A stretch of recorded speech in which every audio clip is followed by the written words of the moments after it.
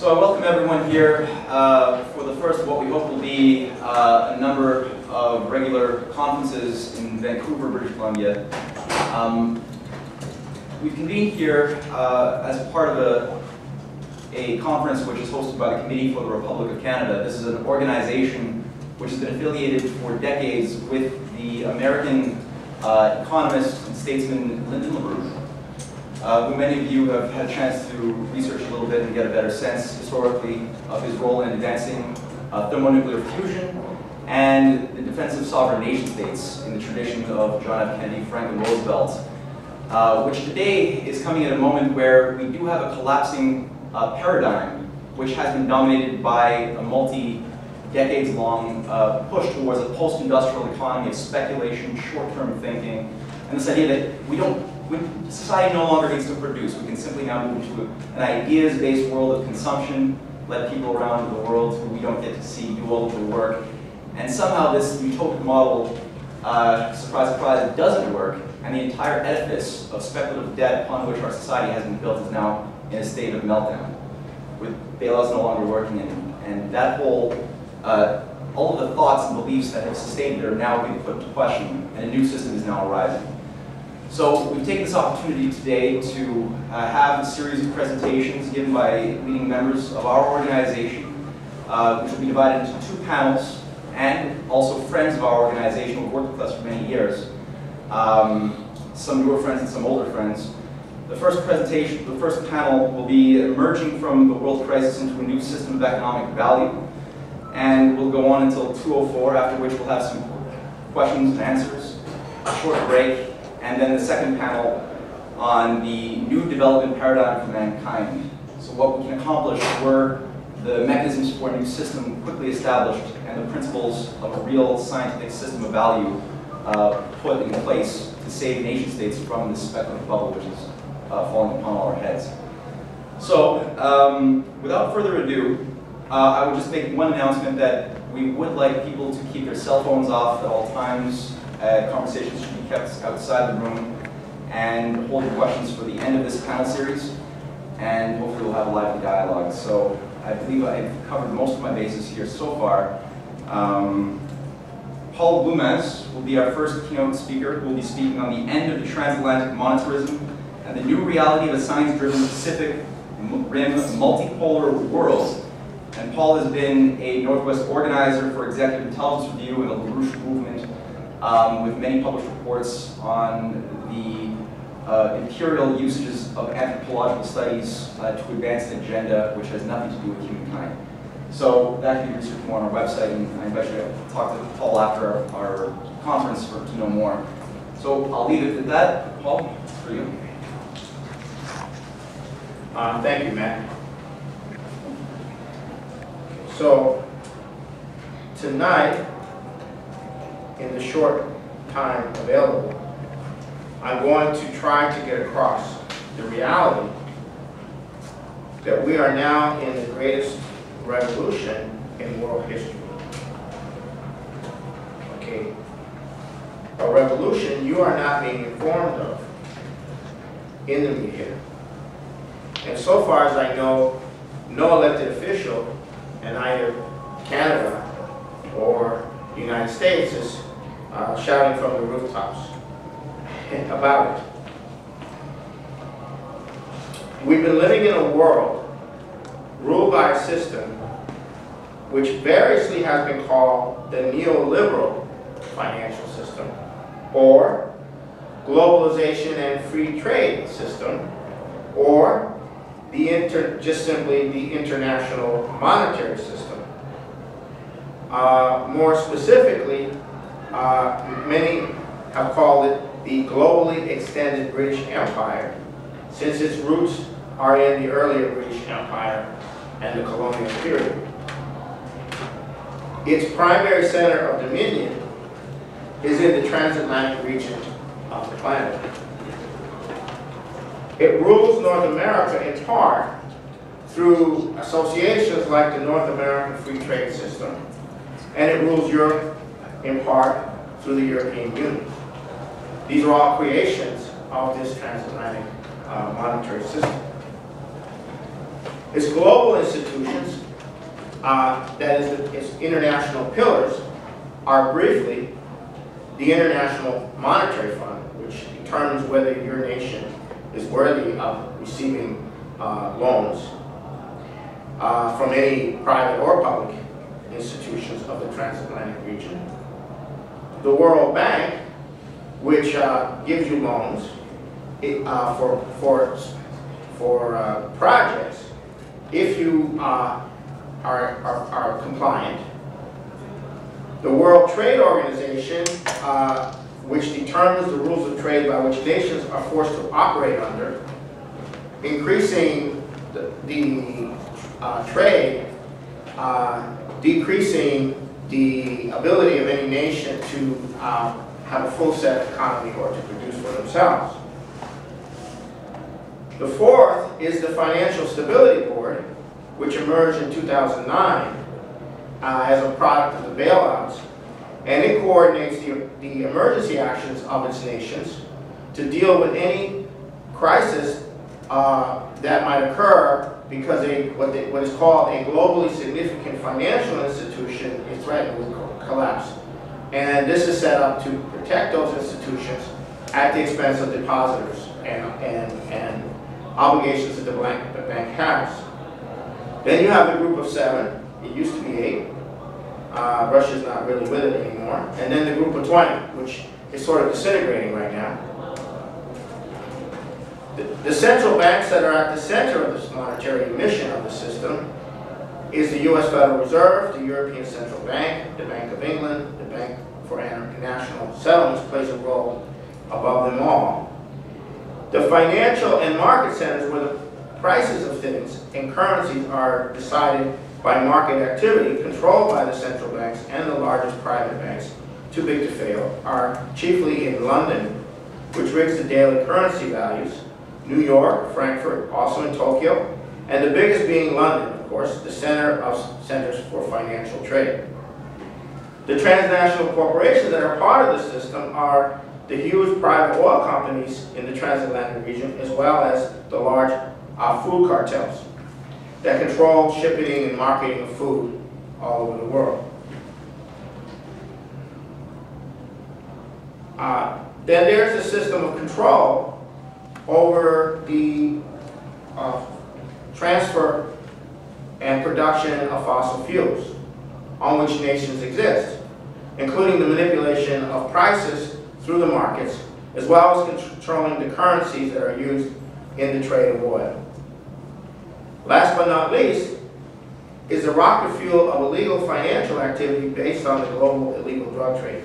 These drug funds are a key factor in the hypercharging speculation system. The bankers involved all have stay-out-of-jail-free cards from their respective governments. Finally, the whole system is unified as a one by a system of hedge funds speculating in gyrating market of derivatives, bets on bets that have reached the $2 quadrillion level. Value in this system has nothing to do with the use value in the economy or anything else. Rather, value is what the market decides through supply and demand, or the invisible hand. It is the gyrating hyper casino that determines value, and that value is a monetary value. And this market is the god that makes possible the greatest good and the greatest benefit for everyone. And by definition, anything that interferes with the market is the greatest evil, like government subsidies, regulations, or even worse, a social net that prevents people from competing for their mere existence in the marketplace. This system, which has increasingly triumphed over the world over the last 50 years, is the system that has de-industrialized and made consumerism the basis of the economy in the most developed parts of the world, and cheap labor the basis for economic existence in the least developed parts of the world. This is one integrated system, and it is coming down. Within that system, there are those who will go to nuclear war to try to keep the collapsing system afloat. This is where the issue of who is in control of the nuclear arsenal of the United States comes into play. Lastly, This is the system which has dominated how people think about what is possible. And it has also dominated what they think they are and what they think their future is. And this is a system that emphasizes the here and now, pleasure for pleasure's sake. This is the system that has created intense pessimism and in the population. What I have been working for in the last 30 years is a different system. That different new system has been incubating for a long time as ideas and has emerged for the first time, newborn, at the BRICS conference in Brazil, in Fortaleza, Brazil, July 14th. The BRICS nations were joined by the heads of states of South America, and now that new system is taking off. This is the system that replaces the transatlantic neoliberal monetary system.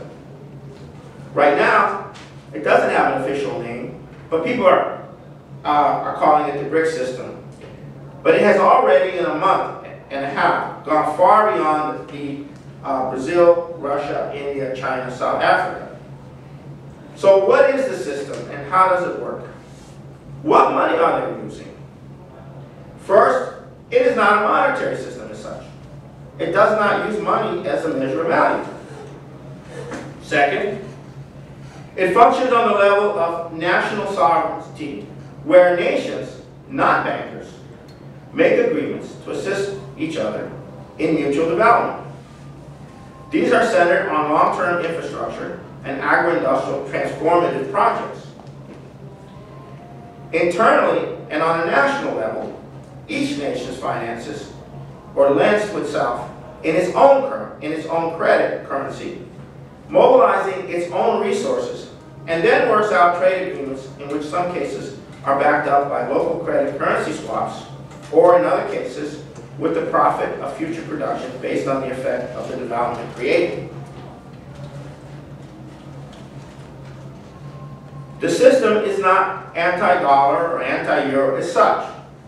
Dollars and euros are used by those who have a trade surplus in dollars or euros, which because of the new system is not based on speculation. These dollars or euros, which primarily were held in reserve to protect nations from currency speculators, can now be used by the system as well, since they can now begin to protect each other. China is the most advanced country and the major driver of this system. Development banks, independent of those aforementioned institutions, are stepping in to provide support for the projects. One is the New Development Bank, which is created by the BRICS. The second is the Asian Infrastructure Bank, which Thailand and South Korea have pledged to join. As the transatlantic system collapses, the US, Canada, the European nations, the rest of the world that is not rushing to join this system, will also have to join this system. There is no other survival possible in the face of the collapse of the transatlantic monetary system. To do this, each nation will have to first decouple their internal domestic credit system or internal domestic commercial banking system from the monetary system, from the transatlantic monetary system. This is what Glass-Steagall does in the US, and that's what the revival of Canada's four pillars will do in Canada. As the leading nation, China is the horizon point of development for the next 10 to 20 years. And that horizon point is bringing in controlled thermonuclear fusion as the next platform to replace fossil fuels. You'll probably hear more of this from others. This means that China and the rest of the world will grow and use up resources with other nations adopting the same horizon point. This is not a system that conserves resources. This is a system that uses the resources, expands the use of the resources, in order to get to the fusion platform, thus leaving the previous platform and creating the next platform. Therefore, value in the new system is related to the value of achieving the next platform, not by the marketplace. Canada's role in the implicated development will be discussed in other panels, but there is a future here in many ways because of Canada's vast undeveloped regions, its part of the Pacific coast, its water, and it has a very bright future in this system. So now, where did this system come from? And where are its origins? And where did its ideas come from? Okay, the ideas came in part from a revival of the suppressed and forgotten economic history of the way most notably the United States, Japan, and Germany industrialized and developed in the 19th century. A system which at that time was called the American system, as opposed to its nemesis, the global free trade system of the British Empire, which is what we basically have now. This revival occurred through the impetus of Lyndon LaRouche and his movement over the last 38 years in reviving the American system as a historical model. Secondly, it is the influence of the work of Lyndon LaRouche over the last 60 years in defining a notion of economic value based upon the principle of relative potential population density, which you'll probably hear more about later, played a very key role in the discussion that has occurred over the last 39 years between LaRouche's movement, LaRouche, his wife Helga LaRouche, and the rest of the world, the leadership of the rest of the world. And the American system's last breath occurred with Franklin Roosevelt up to Kennedy and collapsed after Kennedy's assassination. And in Canada, it was driven by C.D. Howe and continued on with W.A.C. Bennett and John Diefenbaker. What follows is a brief synopsis of the battles over 39 years that have led to the creation of this new system, which we are temporarily calling the BRIC system. The first eruption occurred in 1979-76 when LaRouche worked around the world to propose an international development bank based on oil funds, which would be used to launch massive development projects. At the point he was going to meet with the President of France on this, Henry Kissinger of the United States Secretary of State called to stop the meeting. This eventually led to adoption of this perspective by Indira Gandhi at the conference in Sri Lanka in 1976 of the non-aligned movement. Then came the 1982-83 period where LaRouche had organized the Reagan administration, Ronald Reagan, to adopt the SDI to end the Cold War, and was organizing Mexico, Brazil, and Argentina to resist being destroyed by the international banking crowd. It's in this period that Volcker had raised the interest rates on the dollar, causing massive flood of capital flight out of developing countries, which destroyed most developing countries at that time. Then when the wall came down, the proposal to link Europe through massive rail infrastructure with Asia, the Eurasian land bridge, developed ultimately into a conference in Beijing in 1996 where all of this was proposed. And in that same period, LaRouche was in a dialogue with Bill Clinton on creating this type of system. At that time, it was called the New Bretton Woods, a fixed exchange system. But it's the same idea. The nations need to develop and not be the slaves of global speculation and financial markets. So we have come to a point where a new system is coming into being, and it is for real. And most of us here do not have any kind of connection emotionally to that because it's not in our It's not out there, it's not in the, but it is coming into being, and your very existence is now connected to that new system.